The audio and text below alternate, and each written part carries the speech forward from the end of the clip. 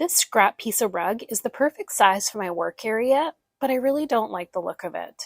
I found this cotton shower curtain for a great price recently. I'm going to trim off the excess shower curtain. Before I attach the shower curtain to the rug, I want to iron out as many wrinkles as possible. It's time to attach the shower curtain to the rug now.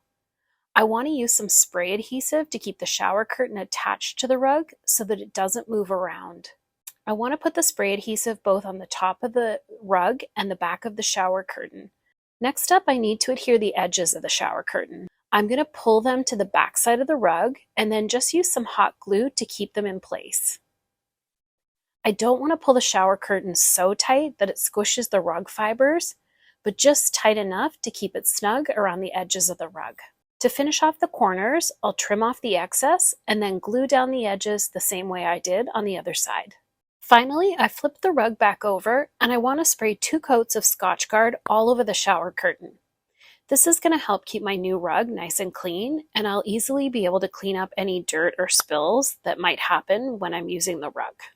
This custom rug was so easy to make, and I love how unique it is. I hope this has inspired you to turn your shower curtain into a beautiful rug as well. Grab some fabric softener and your favorite color of latex paint. Next, take some poster board and measure and cut out squares to create a checkerboard pattern on your rug. My rug is a runner. Lay the poster board squares on the rug in a checkerboard pattern so you can make sure that all the squares fit. Don't skip this step. Mix together 1 part latex paint to 1 part clear fabric softener and stir completely. You will notice that the mixture thickens quite a bit. Add just a little bit of tap water to thin that out. Holding the poster board squares down with one hand, start to paint in the open areas between the squares. Then, while holding the square with one hand, lightly stipple the paint or dab up and down to establish the lines of each square. It's a good idea to paint all the squares lightly and then go back and fill in with more paint. Continue to add paint to each square until you get the color density that you want. Keep in mind throughout this project that jute rugs are irregular, and so your squares will have some irregularity as well. This is actually the beauty of this type of rug.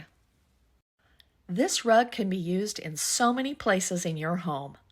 Use in a hallway, a mudroom, or even in front of your kitchen cooktop. I hope this inspired you to put on your painter's cap and create your own checkerboard jute rug. Thanks for watching Hometalk, and see you next time.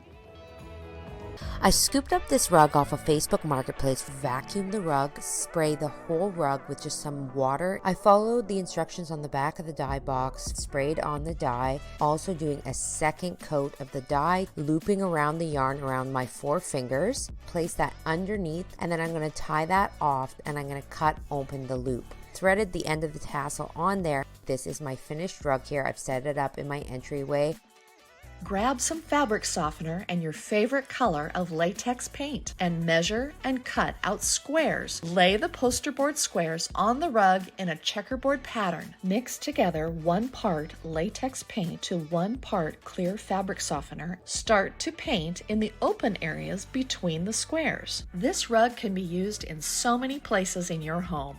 So the white rug is going to be my base, and draw out some cow spots. Then I'm going to carefully cut out each of those spots. Now it's time to move on to the teal rug. Trace the white spots onto here and cut them out of teal. Then I'm going to grab the teal spots and fit them in where they go, kind of like a puzzle. Then I'm just going to use a generous amount of duct tape and secure the spots. This has the look of a high-end cowhide looking rug. Okay, so for this project, we're going to be using an outdoor paint. Measure off 2 inches all the way around, and then we'll go ahead and add our stripes. We're going to go ahead and remove the tape. The black stripe is going to be next. All right, so here it is. I absolutely love how the rug turned out. So this is the IKEA Sort Sew rug, and I'm just beginning by folding it in a third. Then I'm going to repeat that on the other side as well. Apply a bead of hot glue, and I'm going to glue one edge down completely, and I'm just going to stuff my pillow, and I'm going to just close up the other end of the pillow. Super easy way to make some cute boho pillows.